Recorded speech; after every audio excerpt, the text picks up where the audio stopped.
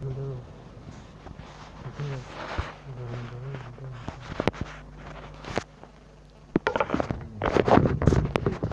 он говорит, да, вот это все расстраивает, я просто раздраивает все. Вот наоборот, потому что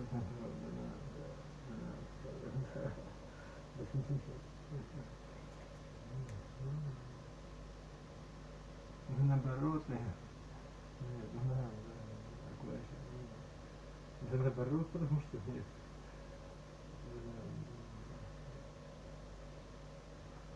Это нет.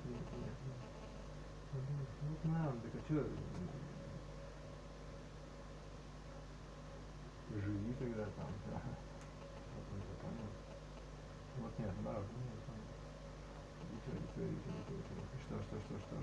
Что понятно.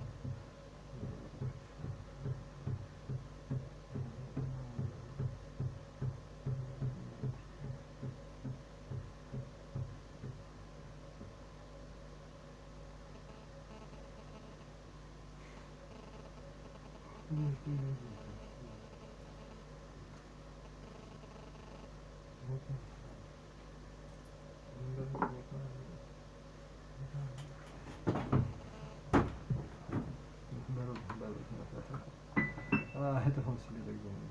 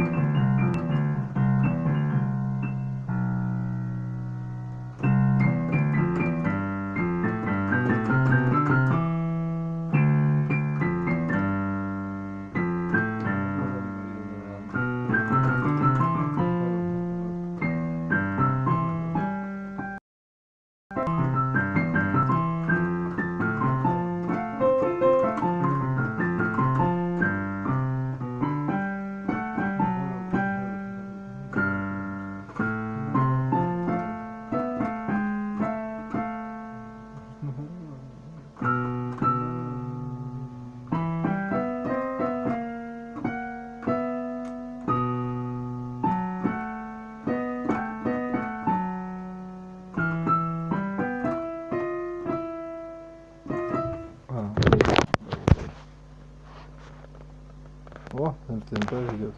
Запошел.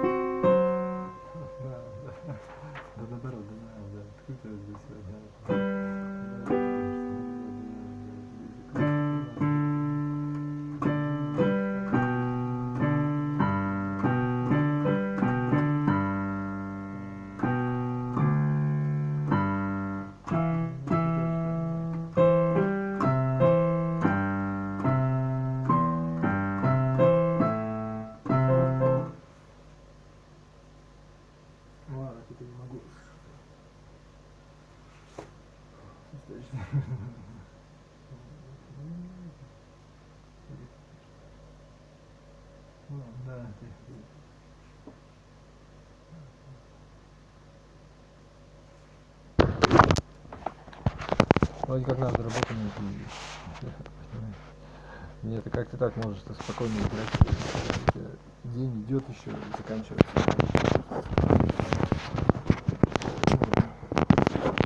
Денег у тебя ни ума, ни денег, вообще ничего нет. Ну, так вот. Даже есть еще охота есть. Хочешь есть?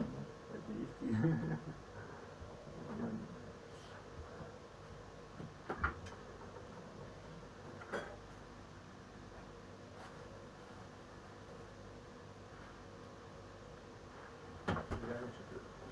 Объедение.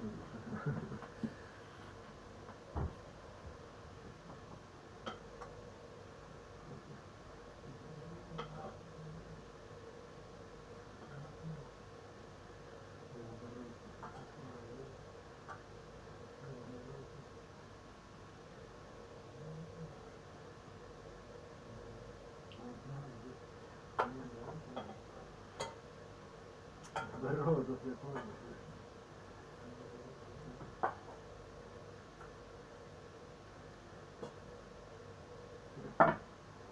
Ой, не надо.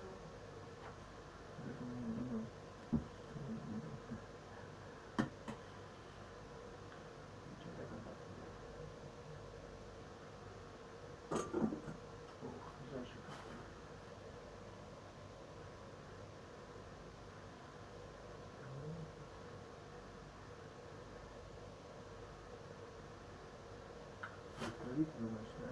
Не знаю. Напротив, взял вот так, да.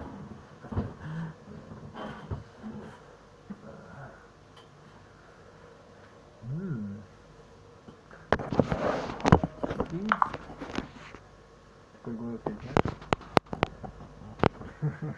Нет, я даже не знаю.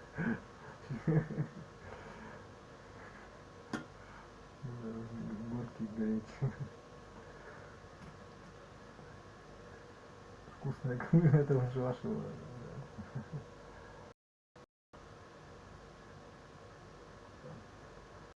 Левые носки, говорит.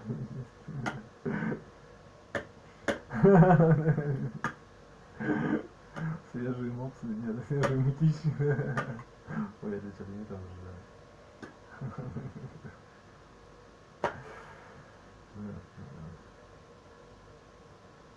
Где я?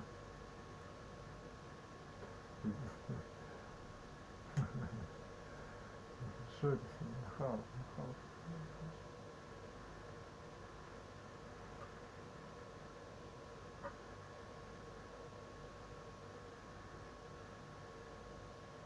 Ну да.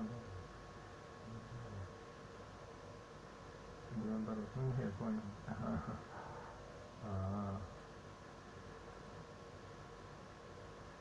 Сбросил, что ли? Опять? Нет, не сбросил.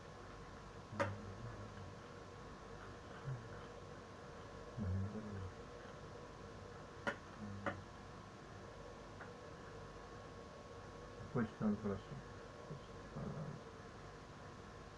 Наоборот, нормально понял. Ой, да ладно, хватит даже. Не дался.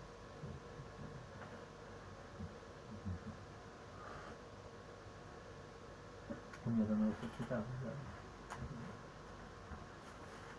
Нижняк вообще просто нижняк.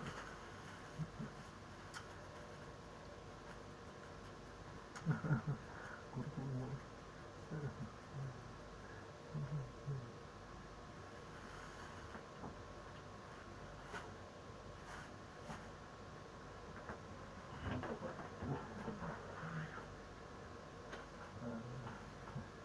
Нет, он не такой, да.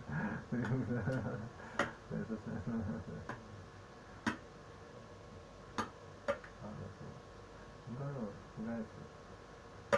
Еще как уезжают, да. Ну такие все прикольные, это все, да, то есть, ну так или иначе, да, понимаете.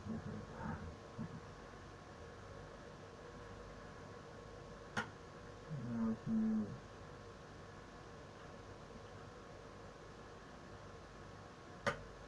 Сколько у меня тут?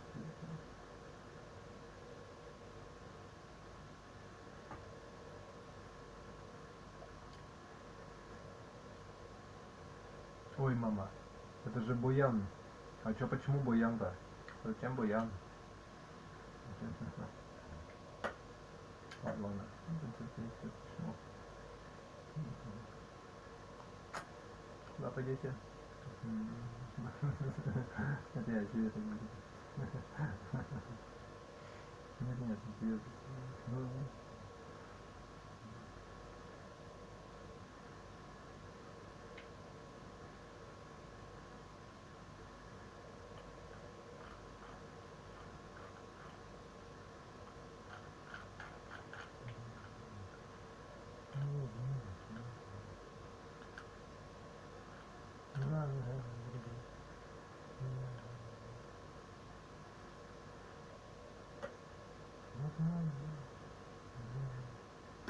Я же бомжара как это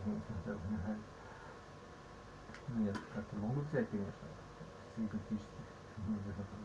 Ну, понял. Нет, это все нормально, это все можно.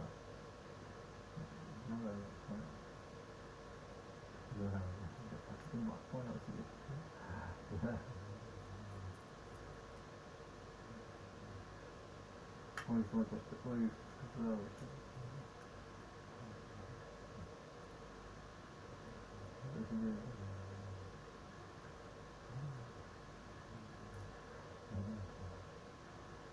Нет, Чуковского нет, здесь местные тундры тут, да. Олени.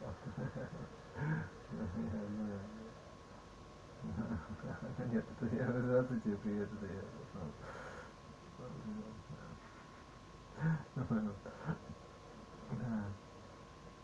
Да, да, да, да. Наоборот.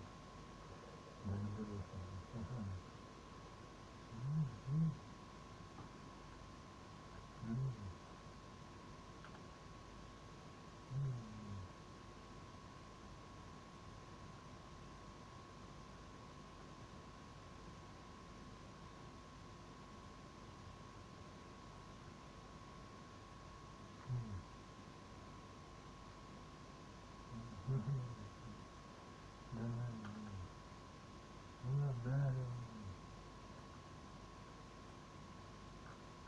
Ну нет, вот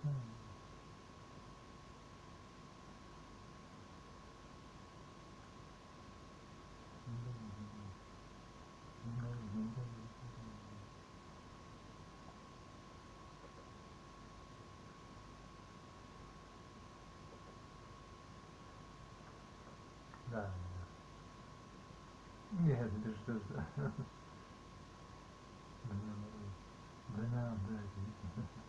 Да, да, да.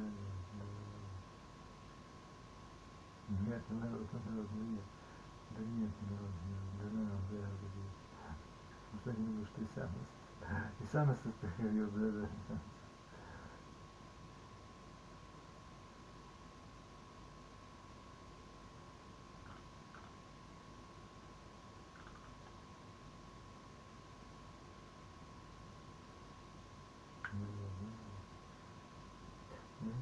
Ну да, да. Ну вот нет, народ, народ, да.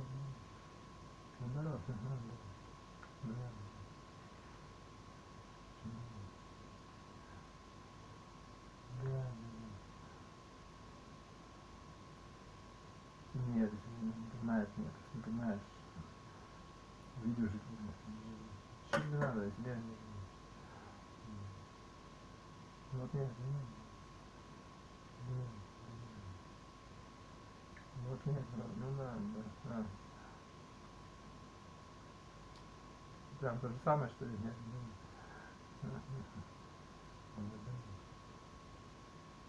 Нет, народ, да, да. Да нет,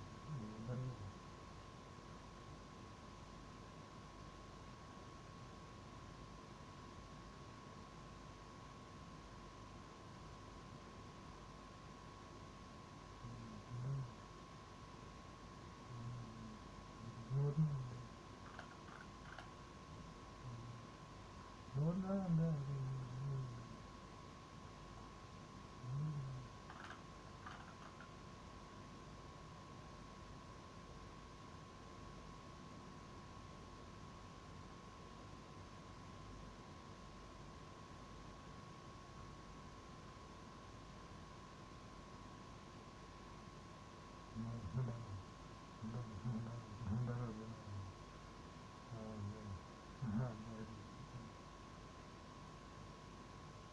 наоборот, господи. Не надо. Ладно, не нашу. Благодарите.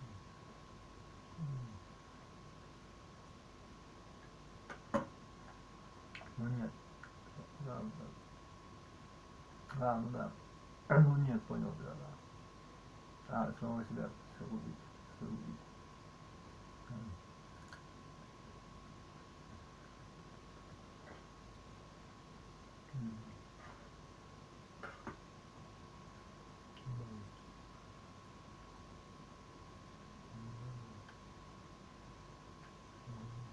Да, нет, они тебя и думают. Зло.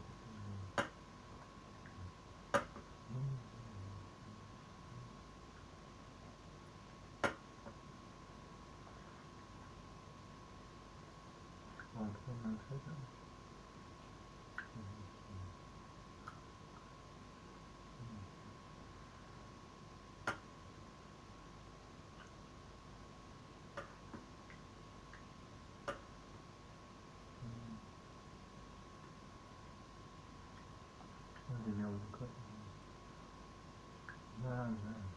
Вот нет.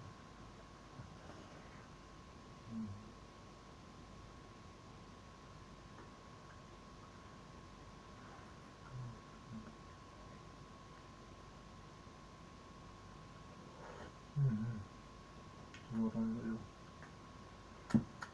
Сотрудники для тех, кто наоборот,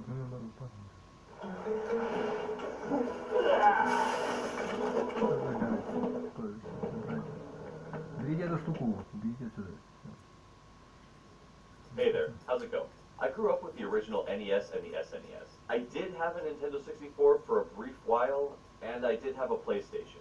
But I kind of fell out of gaming in the 3D era. Not really because I didn't like it, I just did other things at that time. And I didn't really get back into video gaming until almost a decade later when I started playing games on my PC.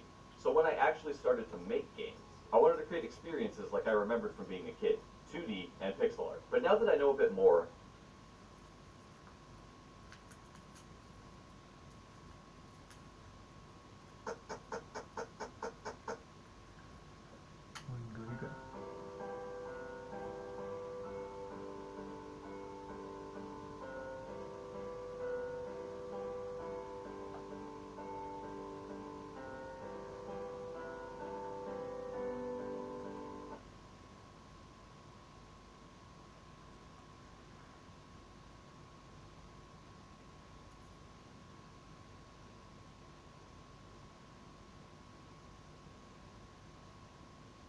this video is about the ridiculous way we used to calculate pi.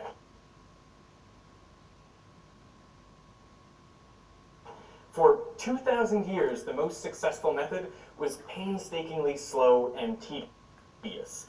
But then Isaac Newton came along and changed the game. You could say he speed ran pi, and I'm going to show you how he did it. But first, pi with pizzas. Cut the crust off a pizza and lay it across identical pizzas. And you'll find that it goes across 3 and a bit pizzas. This is pi. The circumference of a circle is roughly 3.14 times its diameter. But pi is also related to a circle's area. Area is just pi r squared. But why is it pi r squared? Well, cut a pizza into really thin slices, and then form these slices into a rectangle. Now, the area of this rectangle is just length times width. The length of the rectangle is half the circumference, because there's half the crust on one side and half on the other. So the length is pi r. And then the width is just the length of a piece of pizza, which is the radius of the original circle. So area is pi r times r. Area is pi r squared. So the area of a unit circle, then, is just pi. Keep that in mind because it'll come in handy later. So what was the ridiculous way we used to calculate pi? Well, it's sort of the most obvious way. It's easy to show that pi must be between 3 and 4. Take a circle and draw a hexagon inside it with sides of length 1. a regular hexagon can be divided into 6 equilateral triangles. So the diameter of the circle is 2. Now the perimeter of the hexagon is 6, and the circumference of the circle must be larger than this, so pi must be greater than 6 over 2. So pi is greater than 3. Now draw a square around the circle. The perimeter of the square is 8, which is bigger than the circle's circumference, so pi must be less than 8 over 2. So pi is less than 4. This was actually known for thousands of years. And then in 250 BC, Archimedes improved on the method. So first he starts with the hexagon, just like you did, and then he bisects the hexagon to a dodecagon. So that's a 12-sided, regular 12-sided shape. And he calculates its perimeter. The ratio of that perimeter to the diameter will be less than pi. He does the same thing for a circumscribed 12-gon and finds an upper bound for pi. Тебя calculation- она на себя выведет. Смотри сюда, смотри сюда. It's now become a lot more tricky because he has to extract square roots and square roots of square roots and turn all these into fractions. But he works out the 12-gon and then the 24-gon, 48-gon, and he works out the 12-gon and then the 24-gon, 48-gon, and by the time he gets to the 96-gon, he's sort of had enough. But he gets, in the end, he gets pi to between 3.1408 and 3.1429. So for over 2,000 years ago, that's not too bad. Yeah, that seems like all the precision you'd need in pi. Right, so this goes way beyond precision for any practical purpose. This is now a matter of flexing your muscles. You know, this is showing off just how much mathematical power you have that you can work out a constant like pi to very high precision. So for the next 2,000 years, this is how everyone carried on, bisecting polygons to dizzying heights. As pi passed through Chinese, Indian, Persian, and Arab mathematicians, each contributed to these bounds along Archimedes' line. And in the late 16th century, Frenchman Francois Viette doubled a dozen more times than Archimedes, computing the perimeter of a polygon with 393,216 sides, only to be outdone at the turn of the 17th century by the Dutch Ludolf van Keulen. He spent 25 years on the effort, computing to high accuracy the perimeter of a polygon with 2 to the 62 sides. That is 4 quintillion, 611 quadrillion, 686 trillion, 18 billion, 427 million, 387,904 sides. What was the reward for all of that hard work? Just 35 correct decimal places of pi. He had these digits inscribed on his tombstone. 20 years later, his record was surpassed by Christoph Grienberger, who got 38 correct decimal places. But he was the last to do it like this? Pretty much, yeah. Because shortly thereafter, we get Sir Isaac Newton on the scene. And once Newton introduces his method, nobody is bisecting n-gons ever again.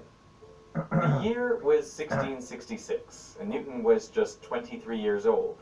He was quarantining at home due to an outbreak of bubonic plague.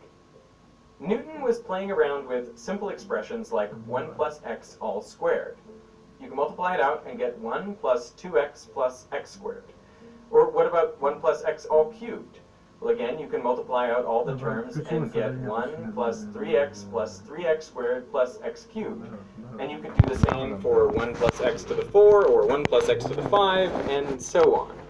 But Newton knew there was a pattern that allowed him to skip all the tedious arithmetic and go straight to the answer.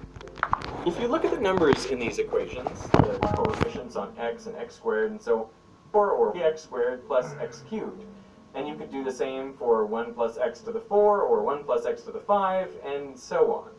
But Newton knew there was a pattern that allowed him to skip all the tedious arithmetic and go straight to the answer. If you look at the numbers in these equations, the coefficients on x and x squared and so on, well, they're actually just the numbers in Pascal's triangle. Как мне туда им звонить теперь?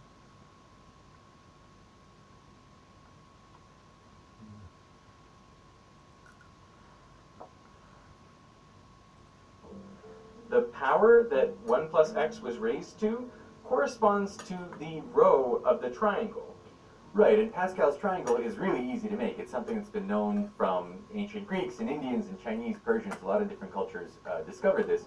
All you do is, whenever you have a row, you just add the two neighbors, and that gives you the value of the row below it. So that's a really quick, easy thing. You can compute, you know, the coefficients for 1 plus x to the 10 in a second instead of sitting there doing all the algebra.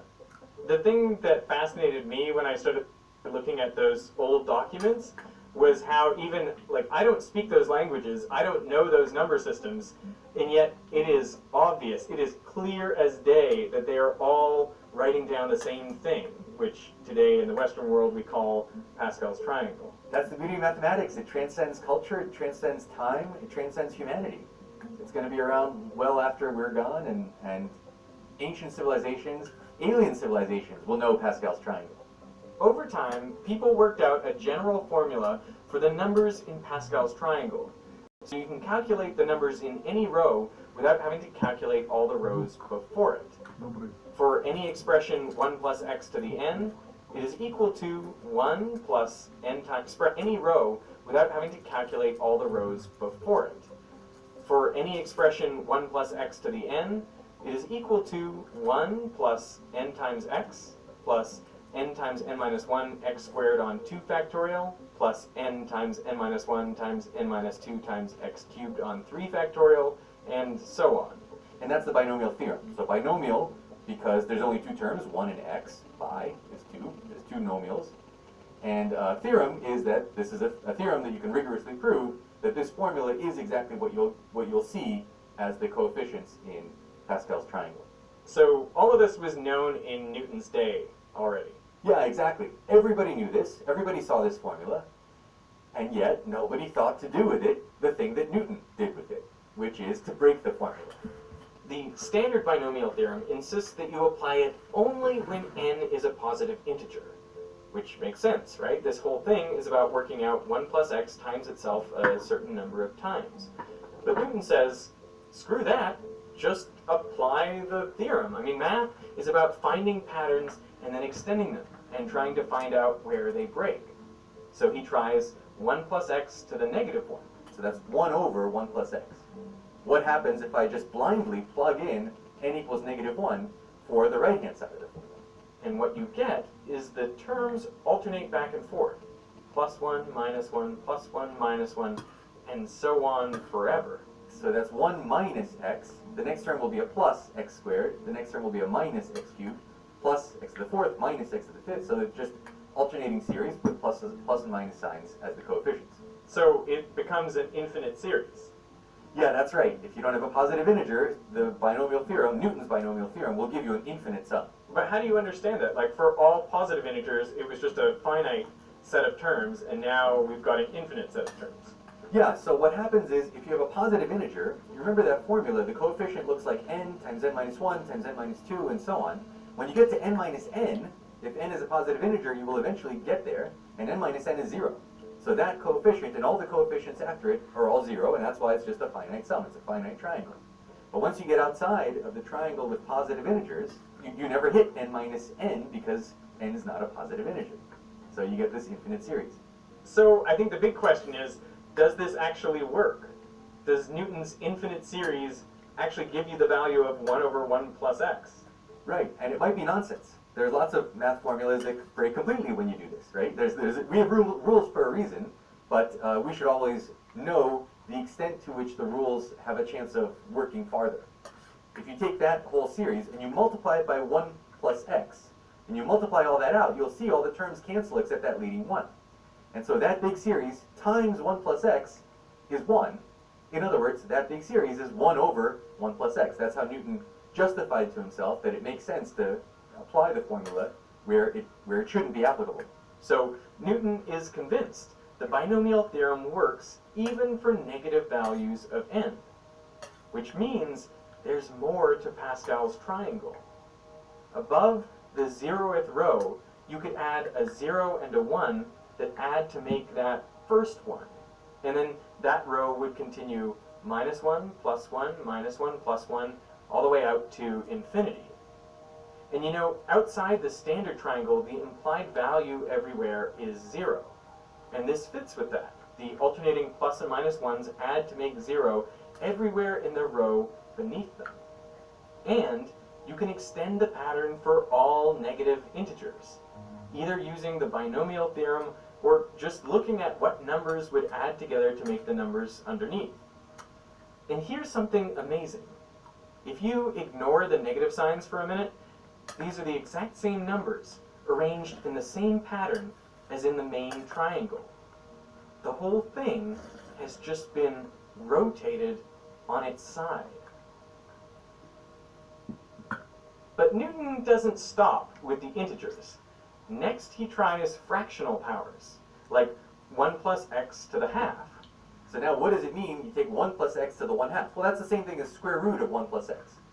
And he wants to understand, does that have the same expansion? Putting n equals a half into the binomial theorem, he gets an infinite series. That makes me think that we could actually go into Pascal's triangle, blow it up, and add fractions in between the rows that we're familiar with. Exactly, there's even a continuum of Pascal's triangles. Between 0 and 1, there's the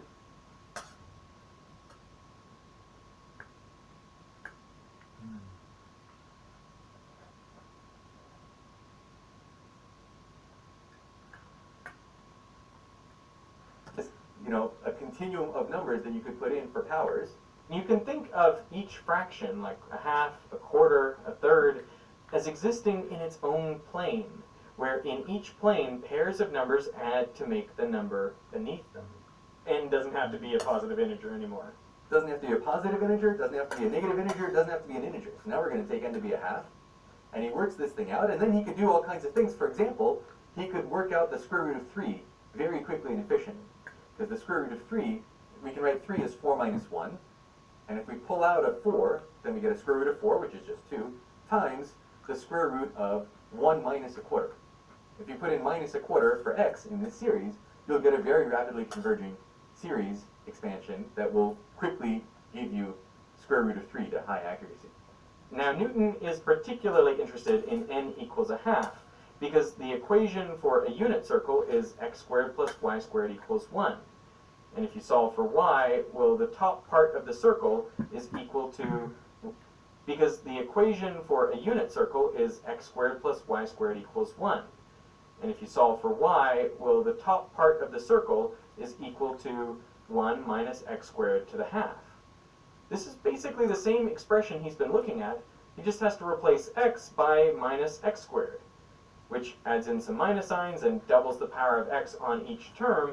But now he's got an equation for a circle where each term is just a rational number times x raised to some power. Now we have two different ways of representing the same thing. And whenever you have something like that, magic is about to happen. Fireworks is about to go off. But how does he use this to calculate pi? Well, luckily for us, he had just invented calculus, or what he called the theory of fluxions. He realizes that if you integrate under that curve as x goes from 0 to 1, you're getting the area under the curve, which is a quarter circle. And he knows that the area of a unit circle is exactly pi r squared, except r is 1, so the area is pi. And we want just a quarter, so the area is pi over 4. On the other side, he has this nice series, and he knows how to integrate x to some power. You just increase each power of x by 1 and divide by the new power. And now you have an infinite series of terms which just involve simple arithmetic. He has this nice series, and he knows how to integrate x to some power. You just increase each power of x by 1 and divide by the new power. And now you have an infinite series of terms which just involve simple arithmetic with fractions. You put in x equals 1, and you can calculate pi to an arbitrarily high precision. But Newton goes even further, adding one final tweak. A not good math paper has 0 ideas. It's just pushing through things that everybody already knows, but nobody bothered to do. Then there are good math papers that have like one new idea that's like really shocking. Newton's on new idea number 4 at this point, and he's about to have new idea number 5. And new idea number 5 is instead of integrating from 0 to 1, he's going to integrate just from 0 to a half. You know, when you have an infinite series, you want the terms to decrease in size as fast as possible. That way you don't have to calculate as many of them to get a pretty good answer. And Newton sees if he integrates not from 0 to 1, but from 0 to a half, then when he subs in a half for x, each term will shrink in size by an additional factor of x squared, which in this case is a quarter. But if you only integrate to a half, what is the area under the curve that you're computing? Well, it is this part of a circle, which you can break into a 30-degree sector of the circle, which has an area of pi on 12, plus a right triangle with a base of a half and a height of root 3 on 2. So that integral should come out to this expression. And rearranging for pi, you get the following. Now, if you evaluate only the first 5 terms, you get pi equals 3.14161. That's off by just 2 parts in 100,000. 1/6 terms. You get pi equals 3.14161. That's off by just 2 parts in 100,000. And to match the computational power of Van Curlen's 4 quintillion-sided polygon, you would only need to compute 50 terms in Newton's series. What before took years, now would take only days. So no one was bisecting polygons to find pi ever again. Why would you? Yeah, you do all that work and somebody comes along and beats you in a second. It's sort of like, once someone builds a crane and then somebody else is still climbing up on a ladder to put a brick on a house. Like, that's just not how you build houses anymore. We have new technology. Are you out of your mind? We're gonna build a 100-story house. You're gonna build a 5-story thing that's gonna fall over. You see it in New York City. You see literally where technology came along. There's like rows and rows of 5-story buildings, and all of a sudden here's a 20-story, and here's a 30-story, and here's a 90-story. So it's all about who has the technology. For me, this is a story about how the obvious way of doing things is not always the best way.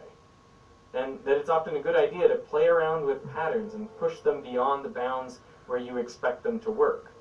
Because a little bit of insight in mathematics can go a very long way. Hey, this video was sponsored by Brilliant, a website with interactive courses and quizzes that let you dive deep into the topics like the ones I've shown in this video. Calculus, neural networks, programming in Python, they've got you covered. Now, I sometimes get asked why I don't get into the nitty-gritty detail or solve numerical problems in my videos, and the answer is because I don't think a video is the best way to learn those skills. The best way is to engage yourself in problem solving like you can on Brilliant. I love the way they scaffold you through a topic, building your understanding and your confidence as you go. And as someone with a PhD in science education, I can say this is the only real way to learn. You have to be a little uncomfortable to gain understanding. When I do these quizzes, I find that my brain is really working, so I can guarantee that whatever level of education you're at, Brilliant will have something for you. It's the perfect complement to watching fun educational videos. And for viewers of this channel, Brilliant are offering 20% off an annual subscription to the first 314 or pi 100 people to sign up. Just go to brilliant.org/Veritasium. I will put that link down in the description. So I want to thank Brilliant for supporting Veritasium, and I want to thank you for watching. Привет! Добро пожаловать на канал Geekbrains. Здесь мы разбираем самые волнующие темы из мира IT. Мы запускаем новую рубрику «Калейдоскоп профессий в IT-направлении». И первая IT-профессия, которую вы узнаете, это Data Scientist. В этом вы... Смешно тогда. Очень смешно. Это смешно. Страшно тогда, да.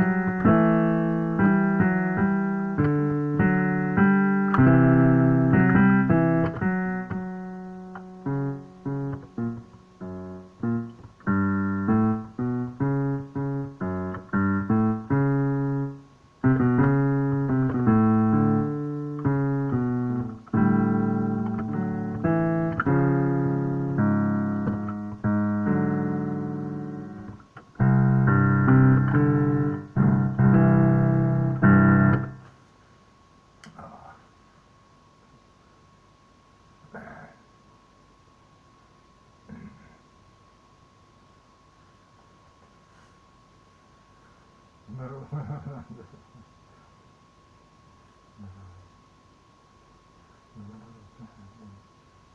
Ты смеешься.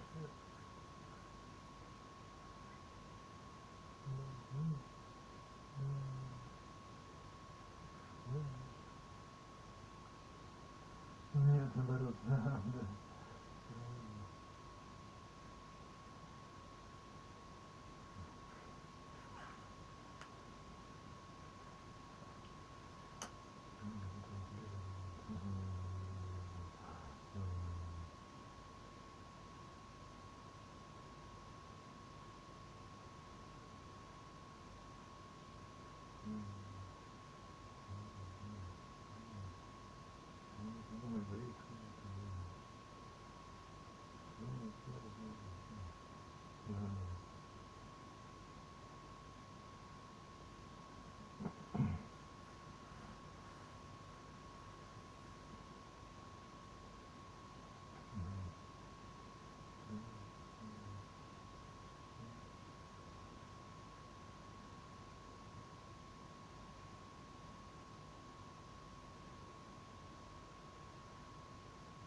Да, вот они понимают, тебе это все, он про себя и говорил, что да. Нет. Ну вот нет, да наоборот.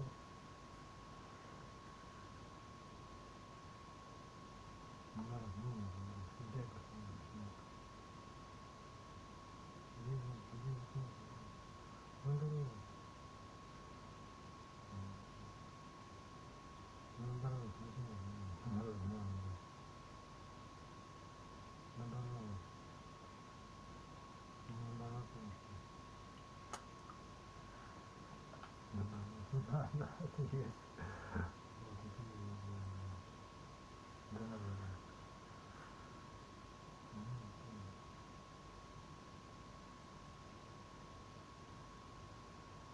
For the past 6 months, I've been working on a physics-based boxing game. In this time frame,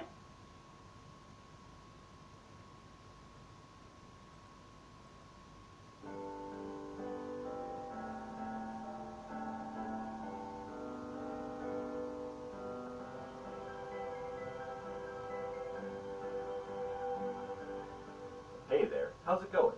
A few weeks ago, we held the first ever Vim Jam. Over 7 days, participants needed to make a game with a focus of collectibles, while keeping to a theme of there and back. First off, thank you so much to everyone that participated. The turnout was amazing, and it far exceeded anything that we ever thought was possible. The number fluctuated throughout, but in the end, we had 2,000 people join and 467 game submissions, which makes this the 14th largest game jam in itch history in terms of people joined, and 10th highest for submissions. Seriously, that's insane. Have you seen how many jams happen on itch, all highest for submissions? Seriously, game jam in itch history in terms of people submissions, which makes this the 14th largest game jam in itch history in terms of people joined, and 10th highest for submissions. Seriously, that's insane. Have you seen how many jams happen on itch all the time? To be in the top 20 is absolutely mind-blowing. I need to give an enormous thank you to 8-Bits to Infinity, and even more specifically, Mr. Joshua McClain, for organizing and running the actual jam. The event was so much fun, and everyone seemed to have a great time, and that's all entirely thanks to them. I've been participating and judging with the 8-Bits to Infinity community for a while now, and it was an utter pleasure to work with them. There's no way I could have done this without you. Thank you so much. The jam itself was fantastic, although my choice of having a focus and a theme did cause some confusion for some people. It is a deviation from the standard game jam format, which is usually just a time limit and a theme. But I'm a big fan of adding more restrictions to help spawn creative problem solving. Plus, this is my favorite format to take part in, so when I was doing my own jam, I figured that's what we'd go with. I did try to make sure that both the focus and the theme were fairly open, so you could do pretty much anything you wanted with them. And I have to say, the jam brought out some amazing mechanics, concepts, and experiences, and I'm super excited to share them all with you. I live streamed playing over 100 games, and I played even more after that to round out what I missed in the top 50 to 100. Seriously, seeing the creativity of the community is so inspiring. So many people told me they were doing their very first game jam. Some people even told me it was their very first game. I truly hope that everyone enjoyed their experience, and I'm humbled by the fact that so many people wanted to take part. Once again, thank you to all that participated. Congratulations to those that finished, and commiserations to those that didn't. But none of this is what you care about. Let's get to the games and see what you amazing people made. Aside from the top 3 from the community overall,